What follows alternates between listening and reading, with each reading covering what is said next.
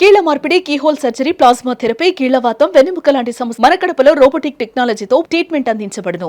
JP hospital, కొత్త bus stand, Kadapa.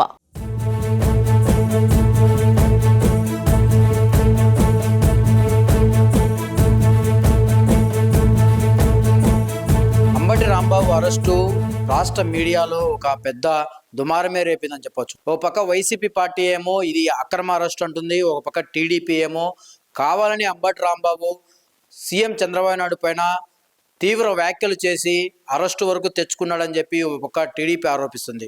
మొత్తానికి మనము అంబటి రాంబాబు అరెస్టును చూస్తే అక్కడ మనము ఫ్లెక్సీలు అంటే టీడీపీ తిరుమల లడ్డు వ్యవహారంలో కొన్ని ఫ్లెక్సీలు వెల్చడము, దీనికి అంబటి రాంబాబు ఆ ఫ్లెక్సీలు తీయకపోతే రేపు వచ్చి మేమే తీసేస్తామని చెప్పి అంబటి రాంబాబు అనడము, మరుసటి రోజు అంబటి రాంబాబు అక్కడికి వెళ్ళడము, కొంతమంది అంబటి రాంబాబు పైన అనుచిత వ్యాఖ్యలు చేయడము, తర్వాత అంబటి రాంబాబు అరెస్టు కావడము, అరెస్టులో భాగంగా ఒక మీడియా ఆయన దగ్గర లోగో పెట్టడంతో ఆయన కొన్ని నారా చంద్రబాబు నాయుడు పైన కొన్ని అనుచిత వ్యాఖ్యలు చేయడము చాలా దుమారమే రేపిందని చెప్పవచ్చు.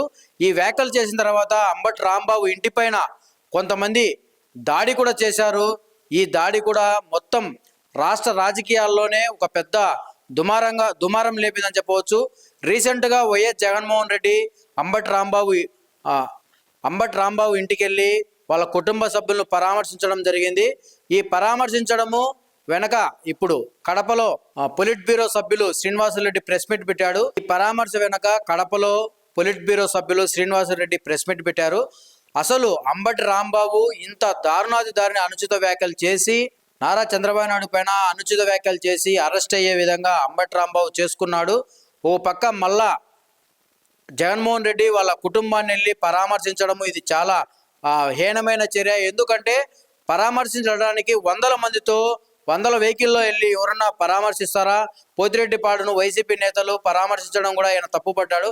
రాయలసీమలో ఉండే ప్రాజెక్టులపైన ఫస్ట్ మాట్లాడండి, మీకు ప్రభుత్వం వచ్చినప్పుడు మీరు ఏం చేస్తున్నారు, అప్పుడు మీరు ఎందుకు ఈ ప్రాజెక్టులు కంప్లీట్ చేయలేకపోయారు అని చెప్పి, మీ ప్రభుత్వంలో ఏమి అభివృద్ధి జరగలేదు అని చెప్పి శ్రీనివాసులరెడ్డి ఒక పక్క ఆరోపించారు.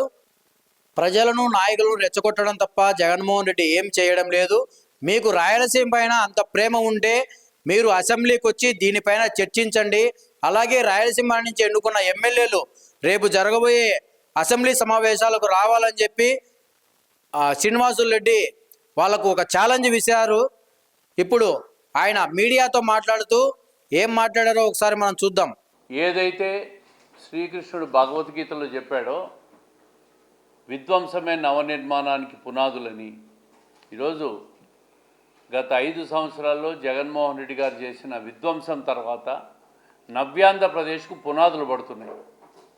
చంద్రబాబు నాయుడు గారి పరిపాలనా దక్షతతో, అదేవిధంగా రాష్ట్రానికి దేశంలోనే ప్రపంచ స్థాయి పెట్టుబడులు వచ్చే విధానంలో 25% పెట్టుబడులు వచ్చే దాంట్లో నారా లోకేష్ గారి కృషి, ఈ రెండిట్లో కూడా నవ్యాంధ్రప్రదేశ్ నిర్మాణానికి పునాదులు పడుతున్న సమయంలో వైఎస్ఆర్ కాంగ్రెస్ పార్టీ వాళ్ళు ఎక్కడ చూసినా రాష్ట్రంలో ఒక అరాచకం సృష్టించడం, వాళ్ళే ప్రొవోకేట్ చేయడం, ప్రజలను రెచ్చగొట్టడం, తెలుగుదేశం పార్టీ శ్రేణులు దౌర్జన్యం చేశారని చెప్పి ప్రజల్లోకి ఒక దుష్ప్రచారాన్ని తీసుకుపోయే పనిలో పట్టుకున్నారు. మన అంబటి రాంబాబు విషయంలో ఉద్దేశపూర్వకంగా ఆయన చేసిన వ్యాఖ్యలు తెలుగుదేశం పార్టీ శ్రేణులను రెచ్చగొట్టబడ్డాయని చెప్పి స్పష్టంగా చెప్పగలుగుతాం. ఆయన ఉద్దేశపూర్వకంగానే రెచ్చగొట్టి తన మీద దాడి చేయించుకొని ప్రభుత్వాన్ని దుష్ప్రచారం చేసి ప్రభుత్వం మీద దుమ్మెత్తిపోసే ప్రయత్నం చేశారు. ఎన్ని ప్రజలు గమనిస్తూ ఉన్నారు వైఎస్ఆర్ కాంగ్రెస్ పార్టీ ఏ విధంగా ప్రవర్తిస్తూ ఉంది. జగన్మోహన్ రెడ్డి గారి పర్యటనలు చూస్తున్నాం. పరామర్శకు పోయేటప్పుడు 500 కార్లు మందులు మొబిలైజ్ చేసుకొని పోవాల్సిన అవసరం లేదు. ప్రశాంతంగా పోయి నీ బాధ్యతలను పరామర్శించిరా. దానికి ప్రజల్ని ఇబ్బంది పెట్టడం ఎందుకు, ట్రాఫిక్ ఇబ్బందులు పెట్టడం ఎందుకు, ప్రభుత్వాన్ని ఇబ్బంది పెట్టడం ఎందుకు, పోలీసులు వాళ్ళ డ్యూటీ వాళ్ళు చేస్తూ ఉంటే వాళ్ళ మీద విరుచుకుపడడం ఎందుకు? ఇవన్నీ ఒక ఉద్దేశపూర్వక కుట్రగా జరుగుతూ ఉంది రాష్ట్రం మీద. అది 5 ఏళ్ళు మీకు అధికారం ఇచ్చారు, మీరేం చేశారో ప్రజలు చూసినారు. మళ్ళీ కళ్ళు మూసుకొని తెరిస్తే మళ్ళా 3 ఏళ్ళు అయిపోతుంది, ఇప్పుడు 2 ఏళ్ళు అయిపోయింది, మళ్ళీ మేము వస్తాం, పోలీసులు కథ చెప్తాం, మీ కథ చెప్తామని మాట్లాడుతూ ఉంటాడు. నిన్న పోతిరెడ్డిపాడుకు పోయినారు రాయలసీమ నాయకులంతా. మీరందరూ పోవాల్సింది పోతిరెడ్డిపాడుకు కాదు. జగన్మోహన్ రెడ్డి గారు ముఖ్యమంత్రి అయిన తర్వాత శాంక్షన్ చేసిన రాయలసీమ లిఫ్ట్ ఇరిగేషన్ ప్రాజెక్టు ఆయన హయాంలో అధికారం లేకొచ్చిన 5-6 నెలల్లోనే జీవోలు ఇచ్చి మొదలుపెట్టాడు. 4-5 సంవత్సరాల కాలం ఇస్తే దాన్ని ఎందుకు పూర్తి చేయలేకపోయినారని చెప్పి రాయలసీమ వైఎస్ఆర్ కాంగ్రెస్ పార్టీ వాళ్ళు జగన్మోహన్ రెడ్డి గారిని అడగండి, మీ మాజీ ముఖ్యమంత్రి గారిని అడగండి. అడగాల్సింది మమ్మల్ని కాదు. మీరు తలపెట్టిన ప్రాజెక్టులు 5 సంవత్సరాలు సంపూర్ణ అధికారం ఇస్తే పూర్తి చేయలేక మీరు ఫెయిల్యూర్ అయినారు. ఈరోజు పోతిరెడ్డిపాడు దగ్గరికి పోయి డ్రామాలు ఆడుతూ ఉన్నారు, నీళ్ళ డ్రామాలు, ప్రాంతీయ విద్వేషాలు, తెలంగాణకు ఆంధ్రాకు ముడిపెట్టడం, కృష్ణా జలాల వాటాలో వాళ్ళు ఎక్కువ తీసుకుపోతున్నారని మాట్లాడడం, ఆంధ్ర పట్టించుకోలేదని మాట్లాడడం. ఈరోజు ఒకసారి చూస్తే రాయలసీమలో ఉన్న రిజర్వాయర్లన్నీ కూడా పూర్తిగా నిండి రైతులకు నీళ్ళు ఇచ్చే పరిస్థితిలో ప్రభుత్వం సిద్ధంగా ఉంది. పోతిరెడ్డిపాడు ఏం చేయని పోయినారు, అక్కడికి ఏమి ధర్నా దీక్షలు చేస్తారు, మీరెందుకు పూర్తి చేయలేకపోయినామని చెప్పి మీరు ముందు సమాధానం చెప్పాలి. 4 సంవత్సరాల్లో నేషనల్ గ్రీన్ ట్రిబ్యునల్ విధించిన స్టేని మీరు ఎత్తించలేకపోయినారు. ఆ రోజు కేంద్ర ప్రభుత్వంతో మీరు మిలాఖతులో ఉన్నారు కదా, సఖ్యతలో ఉన్నారు కదా, మరి ఎందుకు మీరు ఆ నేషనల్ గ్రీన్ ట్రిబ్యునల్లో ఇచ్చిన స్టేను మీరు ఎత్తలేకపోయినారు? ఒక ఛాలెంజ్ విసురుతూ ఉండా, 2014 నుంచి 19 కాలంలో 12,000 కోట్ల రూపాయలు రాయలసీమ ఇరిగేషన్ ప్రాజెక్టుల మీద మేము ఖర్చు చేశాం. 19 నుంచి 24 మధ్య 5 సంవత్సరాల కాలం ఇస్తే కేవలం వైఎస్ఆర్ కాంగ్రెస్ పార్టీ 2,000 కోట్ల రూపాయలు మాత్రమే ఇరిగేషన్ ప్రాజెక్టుల మీద ఖర్చు చేసింది.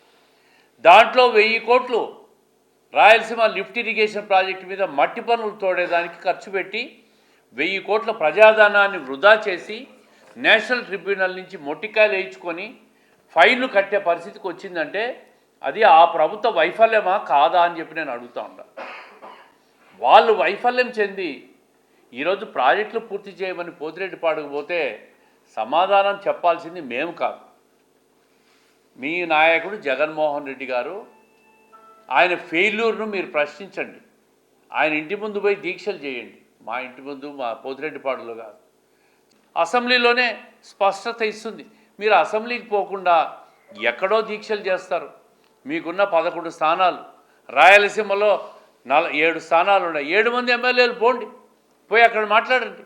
అక్కడ మాట్లాడకుండా ఎక్కడో దీక్షలు చేసి ప్రజలను ఒక డైవర్ట్ చేసి ప్రాంతీయ విద్వేషాలు సృష్టించి పక్క రాష్ట్రాలకు మనం అందరం భారతదేశంలో ఉన్నాం, అన్ని రాష్ట్రాలు కలిసిమెలిసి అభివృద్ధి చేసుకునే పరిస్థితి వాతావరణం ఈరోజు కేంద్ర ప్రభుత్వం కల్పిస్తూ ఉంది. దాన్ని మీరు పక్కన పెట్టి విద్వేషాలు సృష్టించి ఏదో ఈ ప్రభుత్వం రాయలసీమకు అన్యాయం చేస్తుందని చెప్పి ఒక అబద్ధాలు అభూత కల్పనలు సృష్టిస్తే ప్రజలు నమ్మే పరిస్థితుల్లో లేరు. మిమ్మల్ని